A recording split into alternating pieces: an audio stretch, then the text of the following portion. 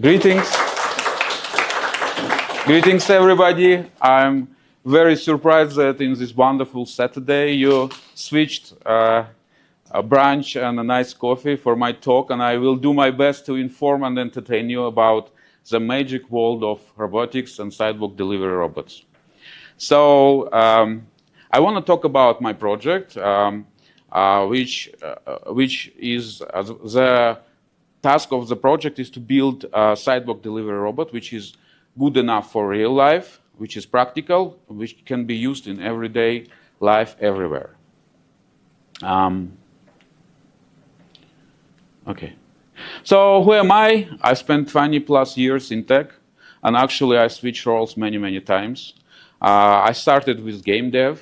I then worked in actually search for e-commerce aggregator. Then I did search performance. Then I switched to a startup which was making a tool that creates a realistic vegetation for 3D animation. Then I worked for search quality, actually for Google. Then I did some research, mostly in life sciences field, in healthcare, bioinformatics, education, and my last stint was AI for people management. So actually, I switched careers many times, and I have very wide experience. And I think that this time I'm switching actually from AI to AI plus robotics. So what was my motivation? I actually wanted to get into robotics.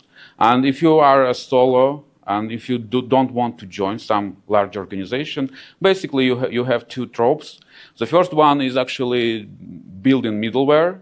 There is actually a switch happening right now from old school tools, which we can call classic control, which were good some time ago, but nowadays we are moving from classic control to AI, and actually that switch gives this moment when you actually can make middleware to collect data, to analyze data, to train models. So I have some friends who are doing this trope. My idea was that actually I can build something simple enough that would be practical, that can be useful. Another thing is that when I was being interviewed actually in a role in AI for self-driving cars, and I learned that these delivery robots, they're actually very expensive. I learned that actually most of sidewalk delivery companies are having hard time making ends meet.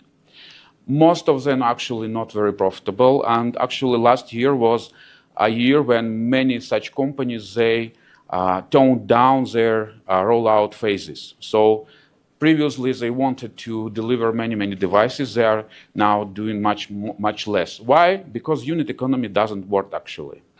These robots are very large and expensive. They are built by automotive companies. They are built actually by car makers anytime. They are built to be very durable. But that is the problem. I think that they are too complex for real world. Repair, maintenance is very expensive. Actually, they need a lot of human care to make it work. And unit economy actually works in very rare occasions. And when I thought about it, I thought that it's actually a very simple device. It should have some sensors. It should have some AI. It should have a couple of motors, and that's mostly it. And I think that another point is that actually moving stuff is a fundamental problem of humankind. We want things made in one place. We want things to deliver somewhere. And I think that as population ages, as workforce shrinks, and as everybody will get older and older, actually this would be more and more in vogue. I think that the environment will change. Nowadays, sidewalks are not really suited for delivery robots, but in the future we would have special lanes for robots. If you've been to China, you've seen bike lanes and that are actually extensively used for sidewalk delivery and robots, and you've seen robots driving regular lanes. And I think that the environment will change. We will change the apartment building doors to be openable remotely with some Bluetooth or somehow to connect them and open them. The elevators would change, so a robot can get into the to the apartment actually and deliver it. So I think that what we are seeing now will actually change pretty much in the next 10, 20 years. And I think that this kind of stuff will actually be very, very important. And I think that another problem why current companies are not solving the sidewalk delivery is that they are mostly relying on heavy stack of sensors. Actually, most of those sensors are not made not mass produced, so they are pretty expensive. And my idea was that if I use very good AI, moderate hardware, cheap hardware that is mass produced, then I can make it work. And I think that actually robotics was a software problem for many, many years ago. If you, we all see this news about robots doing this and that, but we can remember some robots by even Honda, which were doing some stuff, very, very, very impressive stuff like 10, 20 years ago. And since that, actually the hardware was there, the compute, the AI, the software was not there. So I think that this wave of AI in robotics is actually what would make the change.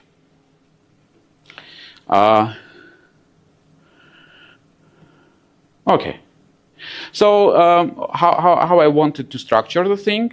So basically, not only make a cheap robot, but actually switch it to a new platform model. Think Uber for robotic delivery. So I would create a robot that is simple enough to be operated and create and built and maintained by actually any middle-level technician. Think anybody who fixes your car or fixes your electronics. And this would allow me to have partners in many cities. Basically, to kickstart a delivery in any city, you will need a garage.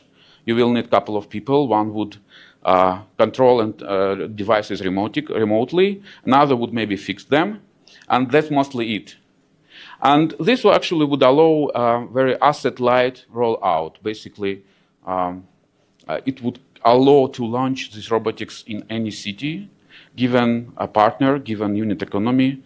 Basically, you need a city where delivery prices are high. That is, we don't have enough workforce, and where robots can actually make a change. And I thought that I can get part of the price for delivery, and that would how it would work. So the solution that I envisioned, that I worked on, and I will tell about later, is basically a frugal robot, very cheap, very easy to build and maintain, and a platform model. Think Uber for robotic delivery. Okay, so I don't know how much are you familiar with robotics, but you say robotic, you think ROS, robotic operating system. You say ROS, you think robotics. But I made an unconventional decision to actually stick it and write everything in myself.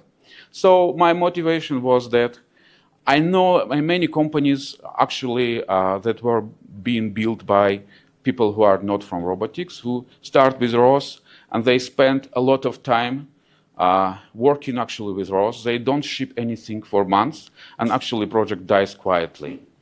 Another problem, another motivation was that basically in the final form, I will have an AI policy that I trained somewhere that would work on real hardware.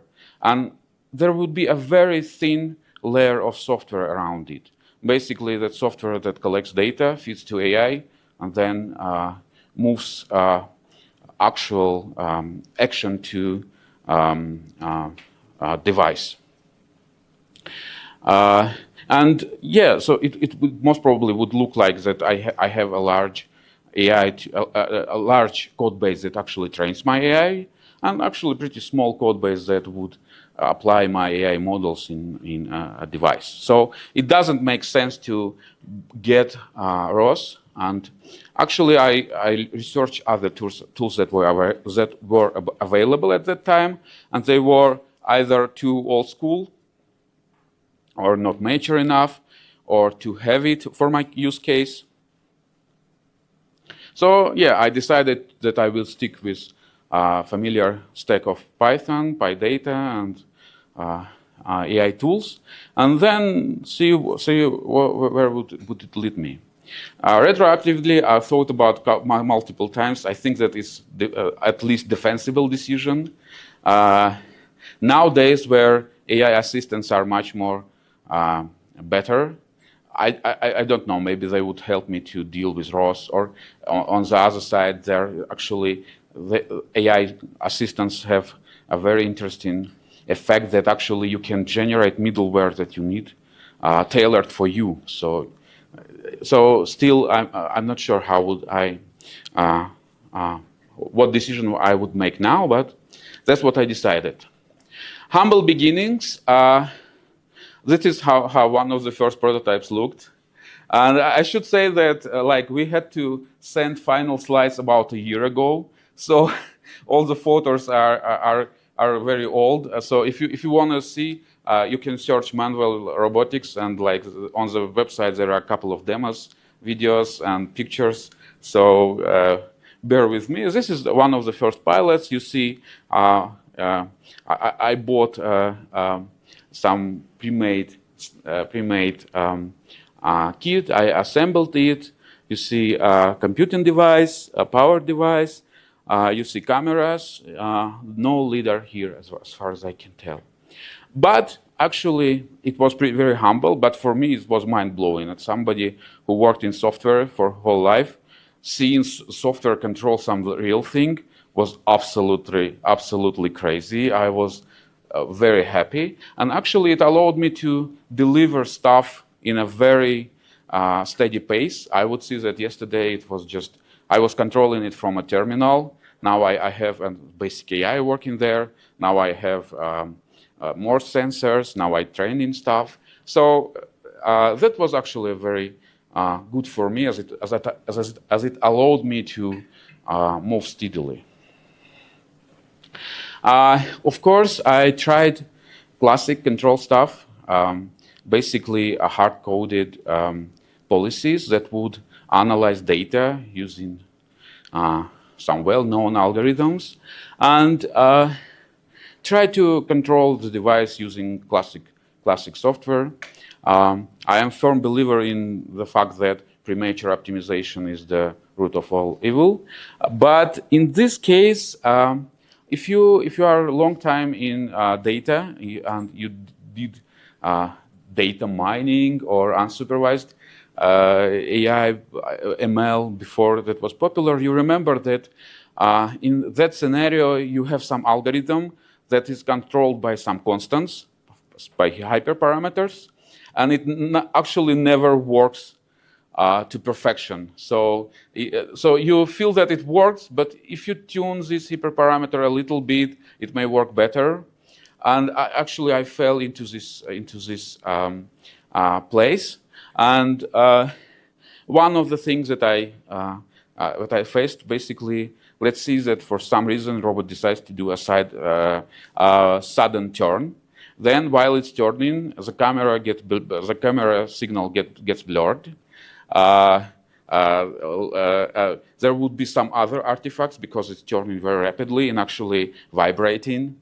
AI will get noisy predictions, like analyzing perception model perception data would be noisy.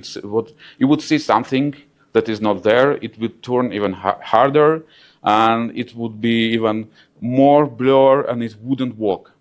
So actually, I understood that in my use case, I will need to not only use AI to analyze data from outside world, but I will need to use AI to make decisions.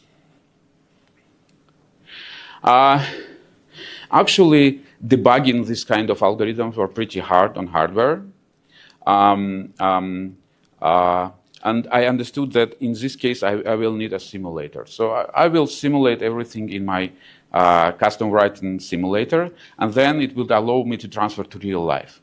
So I have actually pretty modest hardware, a couple of GPUs.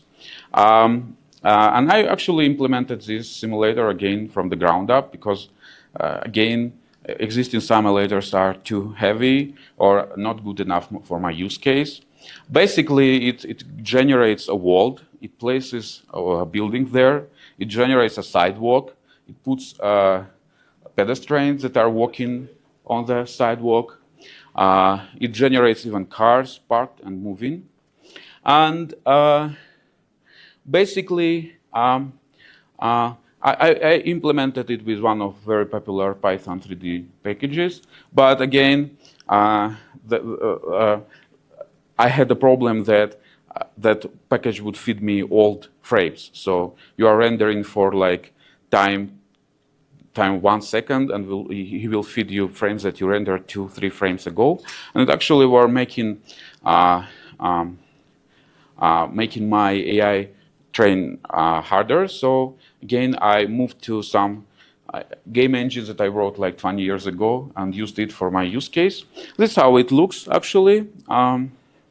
Again, you can find videos of how it works actually on my website.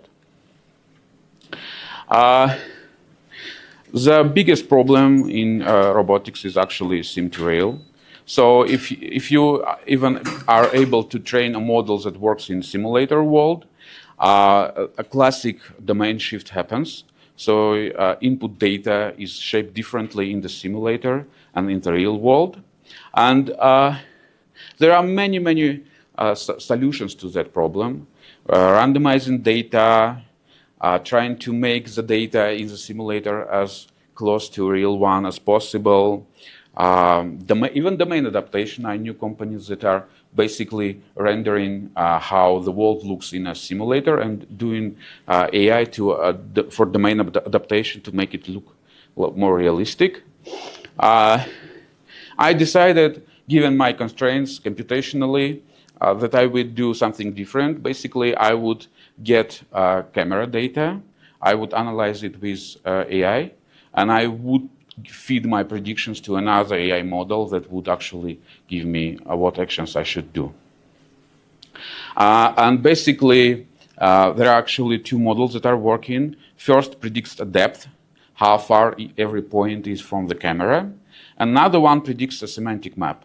Is there a person, a car, a pedestrian, a sidewalk, anything. And basically feeding some data that I collected from the simulator to adding that to training set actually allowed me to maximally make the data as close to a real one as possible. And it actually allowed me to very easily close sim-to-rail gap. Basically, currently, I almost don't need post-training or offline RL to make it work. Nowadays, it actually works from the simulator with no large changes. So here is what policy actually sees. On the right, you see simulation from left and right camera. Actually, policy don't see the first two pictures. They are used for next models. First one computes distance to each point. Red is close, black is too far, blue is in the middle. And the bottom one, you'll see how it, a semantic map that it gave.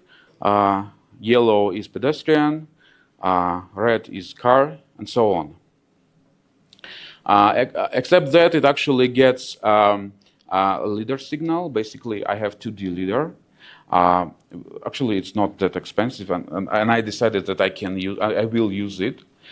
You can see a leader signal on the left top part of the image, and the policy gets actually direction to the goal in local coordinate space, and that's how I train it. To make things closer to real, I did what I call a decalibration. So in real world, you have some sensors. You calibrate them to attune to manufacturing problems. Cameras have centerline shifts. They blur. They actually distort image in non-linearly, and you actually calibrate real-life sensors to make data cleaner. What I do, I actually decalibrate. So I get perfect data from my simulator and apply a number of distortions to signal to make a noise, to make data that the policy gets noisier. It's from single sensor decalibration to motion blur to noise for heading gyroscope. In leader, I add range noise, and I actually have some noise that I add to a steering, basically a torque that AI predicts, to make sim to real easier. Okay. Whew. Now let's speak how the problems that I had with Python. I think that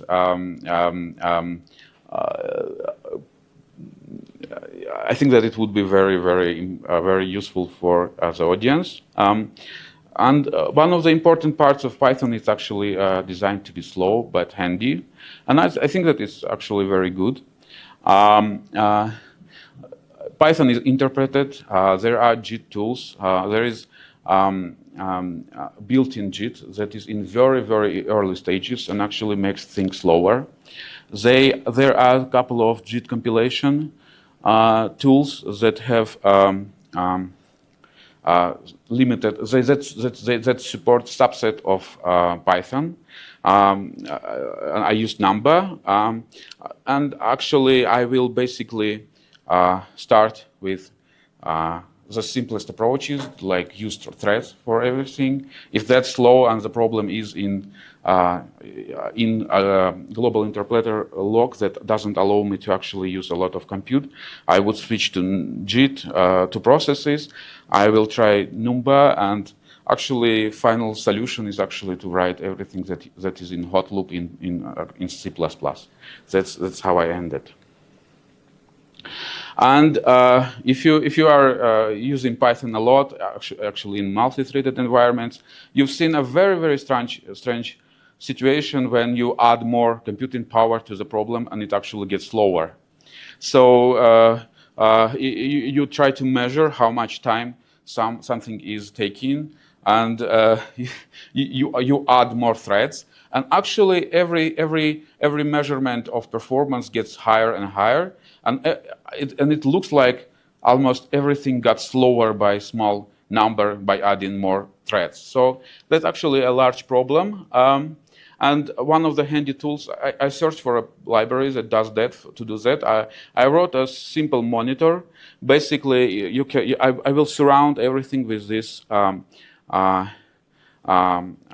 It's called context managers. Yeah, and it actually will compute how much time that code piece took. And I have this handy monitor. You basically connect to the device with HTTP, and it shows in nice interface like how much time something took and standard deviation. It's actually pretty trivial to make a library, but I think that it's a handy idea that people can use. Obviously, the best solution to circumvent global interpreter lock is using processes, and that's actually how it currently works. Basically, I have my main process, and it spawns many processes, each of which work on some part of the problem. Some analyze data, some prepare data, some control actual devices. and how I would pass data between the main process and with actual worker processes is using shared memory. Actually, NumPy has a pretty good shared memory support from out of the box, which is actually pretty handy. I tried Numba. Numba is actually pretty good, but it actually either supports a very limited subset, or it's actually very inconvenient because it recompiles things every time, very hard to debug. It's actually pretty easy to use, nonetheless. But I ended up using nanobind. Nowadays, Claude and Codex are very good at generating bindings to everything that you want, and actually that's the solutions that I used finally, and that's what worked for me the best. Okay, now the training. So who here is familiar with reinforcement learning? Okay, some people. So reinforcement learning is part of deep learning, where basically you have some agent, you feed observation, what agent sees at the moment, and the agent generates action.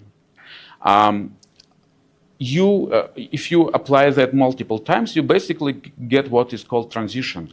The transition is what action seed at some moment, the action it took, what state we appeared after that, what it saw after that, and a number, which is called a reward. Reward actually measures how given a given state made us closer to the goal. So if you are in chess, if you think about chess, like state is position on the chessboard, action is actually the move that we made, next state is the position that we saw after the move, and reward is how much the position got us closer to the task. The problem is that actually reward can be very hard to compute. Let's see if, for my case, a robot moves to some target. When it gets to the target, it gets some large positive reward, like 10. If it's not moving, it gets some small negative reward. And when it moves, the reward that it gets is actually proportional to the distance that it traveled to the direction. But the problem is that in many cases, local gains do not lead to large gains in the future. So actions that currently have small reward or negative reward do not lead to a final large reward. So that's why reinforcement learning is hard. One of the flavors of reinforcement learning is what is called off-policy reinforcement learning. Basically, you collect large data set of the state action, next state reward quadruples, and train a model that predicts how good given state is and what action should be taken. I started with existing tools. There is a pretty well-known library which is called Simple Baselines. It's actually the third instantiation of that library. And the problem there was that in my use case, the data that I would collect, I can do that asynchronously, but the library can feed the data synchronously. So I ended up rewriting everything in JAX. And I rolled out my implementation. And again, switching from PyTorch to JAX actually make things faster, because JAX compiles everything, and everything suddenly gets much faster. And my implementation was pretty small, actually. And that allowed me to decouple training and collecting data. And again, I did it with a shared buffer that basically my simulator would feed, and later my training will use. This is how training processes work. Actually, my training actually splits many processes, and I generate about eight environments. In each environment, a given current model is used to generate actions that we need to take. And then each environment collects data and feeds to a main process where basically training happens. And I train a model there, and each couple of steps I take a model and pass it to actual environments that use that model to generate more data.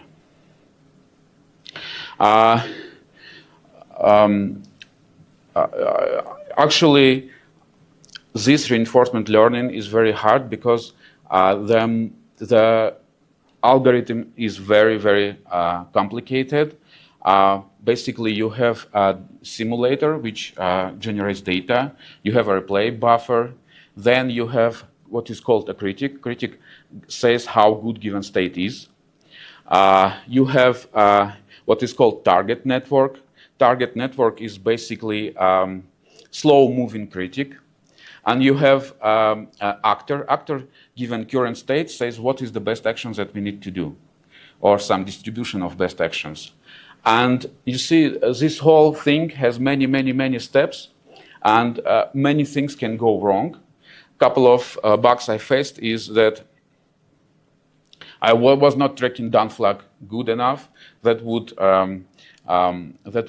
basically break all my data, but very slowly. So it would work good at first, but then would make some, but would not reach the good enough state. And again, action was sampled on a previous step. That again slowed down my training. If you search internet for training suck, you will see multiple pages, documents with war stories about war stories of people who are training such models. So it's actually very, very hard problem because, like, between the real data and the action, a lot of things happen. A lot of things can go wrong, and when it goes wrong, it breaks things very, very subtly. So that if you almost you have a little bit of error in some formula, and the errors collect and get bigger and bigger, and in the end you have a model that doesn't reach and doesn't converge. That's what's next. It's actually, again, I had to send final slides almost like a month or more ago. So it's one of the early prototypes. You can see current thing on my website. But I faced a lot of hardware problems. Wires deattaching randomly is one of the things. Basically, you have, I take a hot glue and use it everywhere very generously.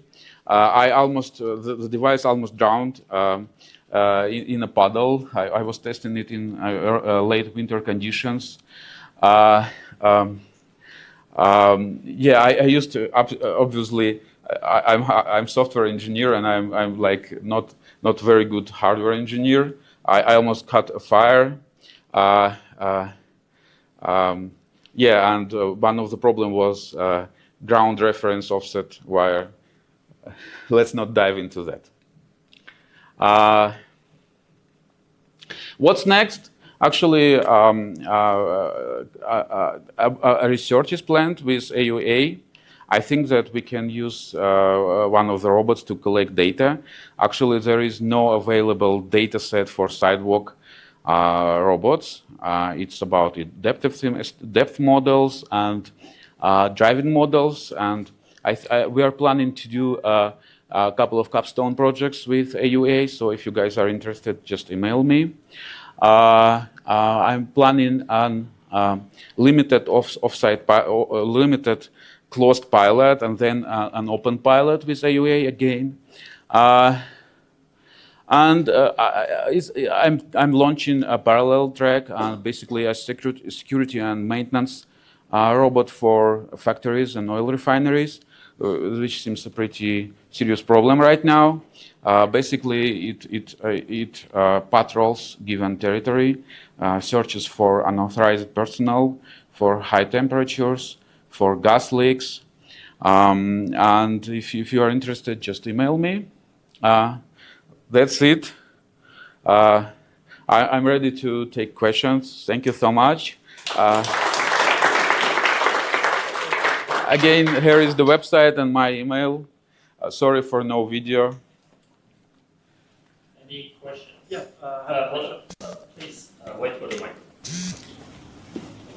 Thank you very much. Thank you. So you've been working with RL-based models. Have you tried working with the vision language action models? Yeah, actually, my model is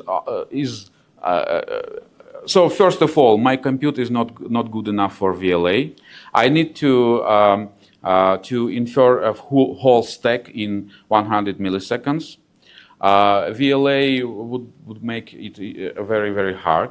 Second is that the actual SOC device that I use for inference, it's actually very limited, not only by computing power, but also on an instructions that computing device can do efficiently. Then actually I have only one action that is moved to a given target.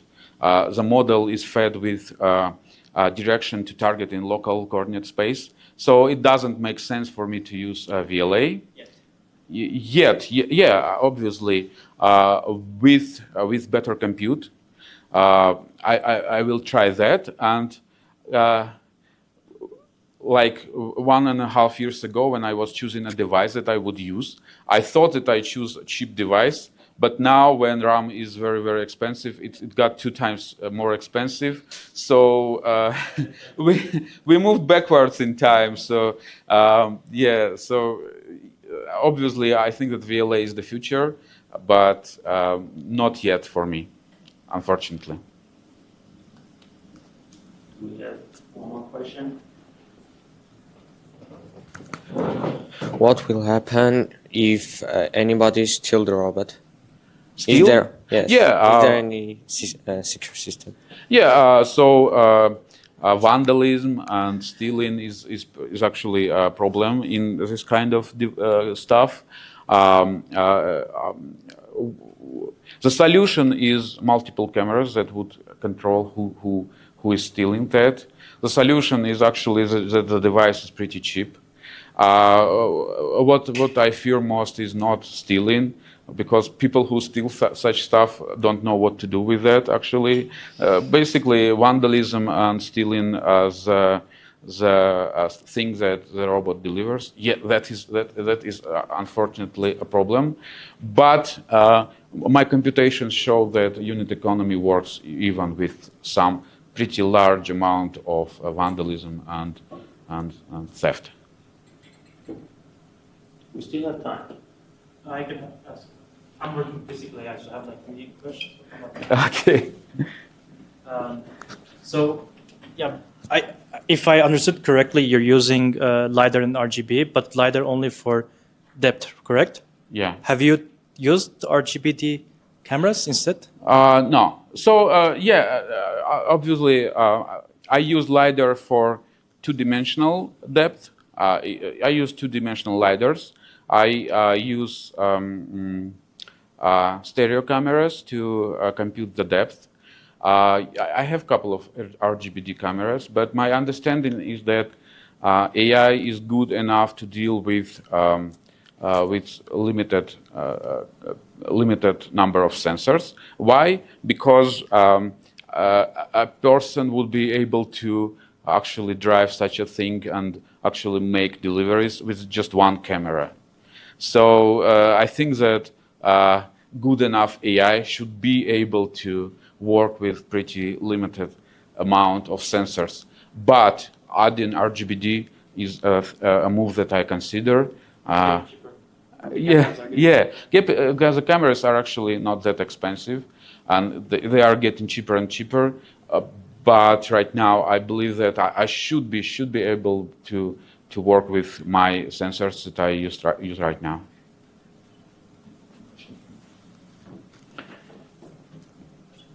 So, as far as I understood, there are 3 aspects in your problem. One of them is AI or data in general. The other is the hardware, and the other is software. So which one is more challenging to you?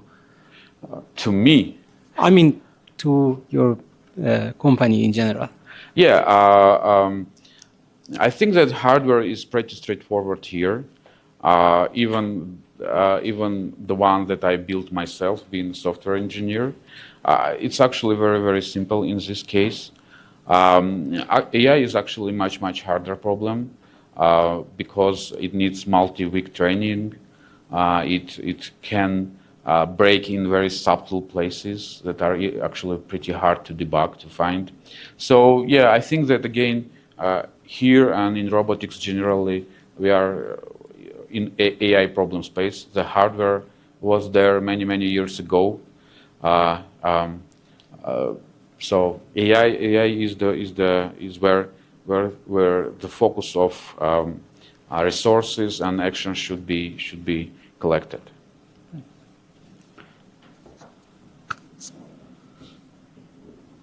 Oh, there's one more question.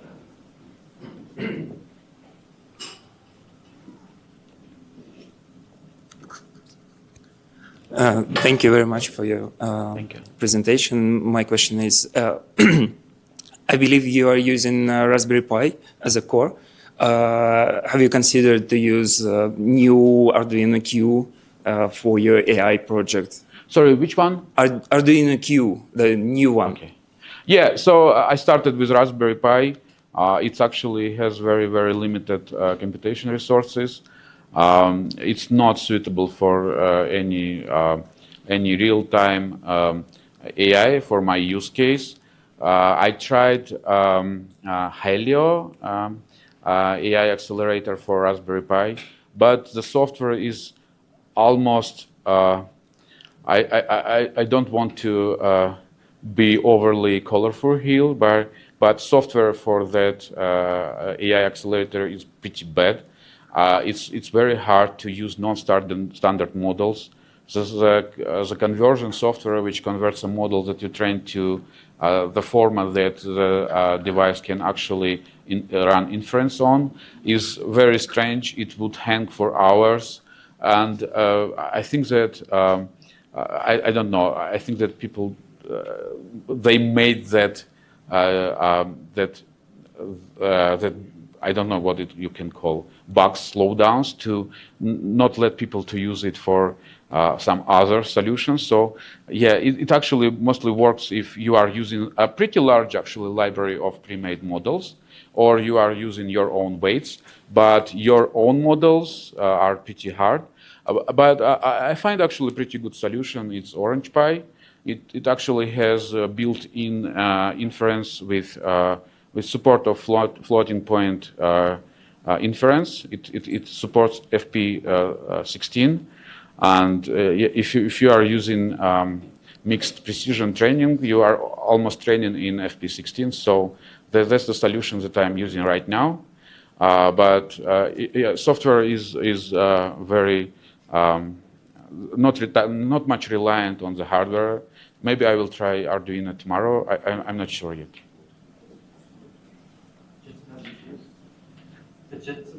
Yeah, Jetsons are super nice. I love them. They have awesome software, but they are expensive. And in my desire to make the device as cheap as possible, I switched to Chinese makers. Yes, I had to translate Chinese documentation multiple times and support groups in WeChat and downloading a library from some OneDrive using some unlock code.